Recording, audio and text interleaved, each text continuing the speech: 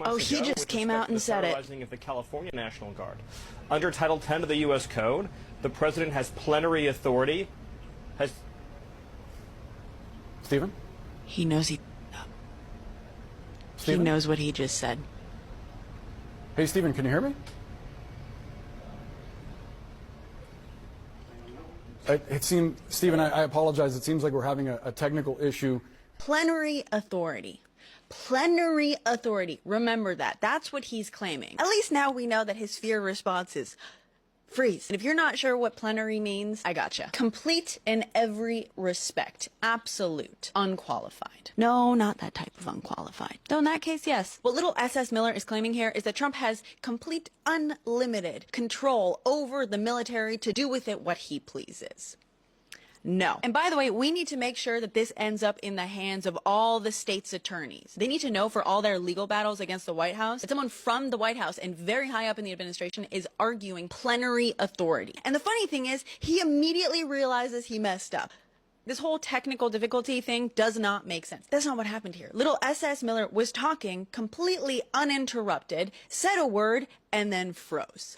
By the way, if you needed any more confirmation about the brain power behind this hate, if the audio had just cut out, he would have had no idea because he was the one talking. If he started getting a different audio issue, maybe like a weird noise or interference, he would have said that, or at least any normal human being would have said, I'm getting a weird noise. This was little SS Miller realizing immediately that he really stuck his foot in it. He said the quiet part out loud. One commenter even suggested that perhaps he had been rehearsing this argument to roll out at a later date. And I think that that might not be far off. Maybe it wasn't so much rehearsal, but it's clear that this is language that slipped out because that is how he's viewing it and how he's talking about it. They are prepared to claim complete, unlimited authority to do whatever he wants with the military. Wake up. By the way, if you wanted any confirmation of why AI overviews or tech companies are not your friends, when I went to pull up US Code Title 10, which by the way everyone should download before they try anything sneaky, it was clear people had been looking this up because the top suggested search was US Code Title 10 Plenary Authority. I clicked to see what people were being served up. And sure enough, in the AI overview, it says that while the US Code does not explicitly use the term plenary authority, instead it defines the authority of the president to call members and units of the National Guard into federal service to suppress rebellion, repel invasion, or execute federal laws,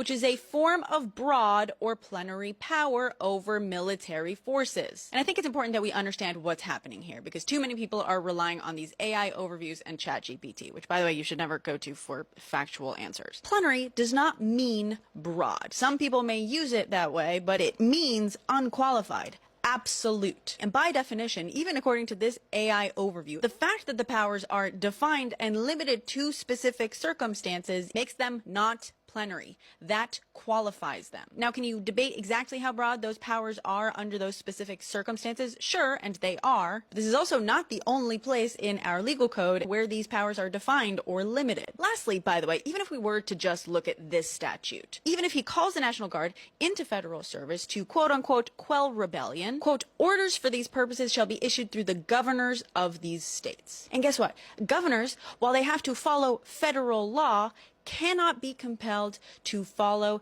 a presidential order because we have something called the anti-commandeering doctrine. It's part of that little states' rights thing. Basically, the principle is that the federal government cannot take over or commandeer a state government to use it as part of the federal government. Ojo, or oye, as it were. It's called a doctrine because this is Supreme Court interpretation of our Constitution. The idea that commandeering would violate the structure of federalism, which means, and yes, you already see where this is going, that the Supreme Court could in fact decide to walk that back. However, that still doesn't give the president plenary powers over the military. The good news, if you can call it that, is that number one, this isn't surprising that this is their goal. Number two, if attorneys are made aware of this, at least they can start preparing their arguments against this language that's obviously going to start being rolled out as part of some argument or another very soon. The third bit of good news is I figured out what Stephen Miller sounds like. First, what you gotta understand is that because he's trying to come off as tough and he's a little baby, he's in a perpetual pout when he talks. Like this. Number two, you gotta understand that he's a California boy, so you gotta place that pout on one of the characters from SNL's The Californians. I'm totally taller than 4'10". Oh, and the last bit of good news is I'm fairly certain he had to go change his pants after that interview.